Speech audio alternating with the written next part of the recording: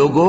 آؤ میں تمہیں وہ چیزیں پڑھ کر سناؤں جو تمہارے پروردگار نے تم پر حرام کر دی ہیں۔ ان کی نسبت اس نے اس طرح ارشاد فرمایا ہے کہ کسی چیز کو اللہ کا شریک نہ بنانا اور ماں باپ سے بدسلوکی نہ کرنا، بلکہ حسن سلوک کرتے رہنا اور ناداری کے اندیشے سے اپنی اولاد کو قتل نہ کرنا، کیونکہ تم کو اور ان کو ہم ہی رزق دیتے ہیں، اور بے حیائی کے کام ظاہر ہوں یا پوشیدہ ان کے پاس نہ پھٹکنا،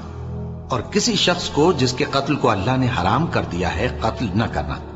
مگر جائز طور پر، یعنی جس کا شریعت حکم دے۔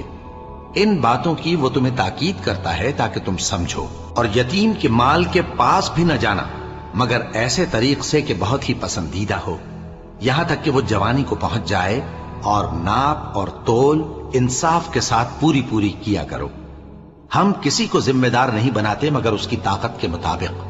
اور جب کسی کی